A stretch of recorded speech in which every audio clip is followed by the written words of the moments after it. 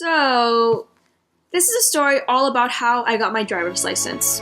I was 17 years old, and unlike most teenagers, I had zero interest in getting my license. Operating a moving vehicle is very dangerous. But basically, one day I came home from school and my dad was like, I signed you up for the permit test, it's next week. And at first, I was like, I think the frick not, cancel the test, I'm not about to study. But then I realized that getting my license is a necessary skill, because in the event that there's a zombie apocalypse, if a car is my only mode of transportation, I'm gonna need to know how to drive. Which is why it's also important that I learn how to ride a bike. Yep, that's right, I don't know how to ride a bike. But that's another story, we're getting sidetracked. So the night before the test, I began to study. And before anyone says that I had an entire week to study, and that I should have started studying earlier, I was too busy studying for school, okay? So I go take the permit test the next day. My dad, my sister, who's also taking the test, and I are walking, and oh my golly, of course I had to witness this tragedy. I told you should have started studying earlier, but no, you had to start studying the night before, didn't you? Didn't you? So we walk into the DMV, and you know that whole stereotype about employees at the DMV being rude and lifeless? It's true. Next. So fast forward, it's my turn to take the test, and so I go to my computer, and I'm already freaking out because I am not emotionally prepared. And so I go to turn my computer on, and it doesn't turn on. The screen is completely black. The computer is irresponsive.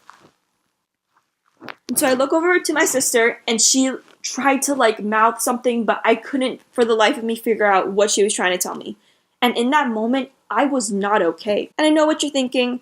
Why didn't you just go and tell someone or ask for help? Well, you see, the lady that told me to go to the computer was busy helping people in line, and I didn't want to just cut all of them. But then my computer just turned on. It just took a while to load. And side note, after I took the test, my sister told me that she was trying to tell me to use another computer because in my room there were 10 or 12 computers, and the lady said that I could use any of them. But in the moment, as I was perspiring, trying to control my heart palpitations while simultaneously trying not to faint from an angina, I just genuinely didn't notice that there were other computers. Anyways, I go take the tests, and I didn't understand any of the questions. The questions didn't even look familiar. You know how in high school you have that one math class, and it's the classwork, what's 2 plus 2? And the homework is what's 2 times 2? And the test is Jimmy had 7 apples, but he chokes on one of them, calculate the speed of the Titanic sinking. It was like that. But nevertheless, I persisted, and I passed the test by one question. If I had gotten one more question wrong, I wouldn't have passed. And guess what? I go to the lady, and she's like, well, did you pass? And I was like, yeah, I passed. But in my mind, I was like, what's the point of taking the test if you don't even know whether I passed? I'm telling the truth. I know that I'm telling the truth.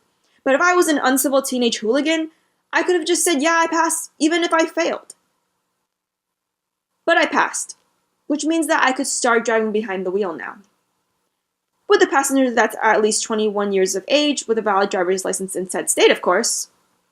So I got my learner's permit. Watch out, world. To be continued.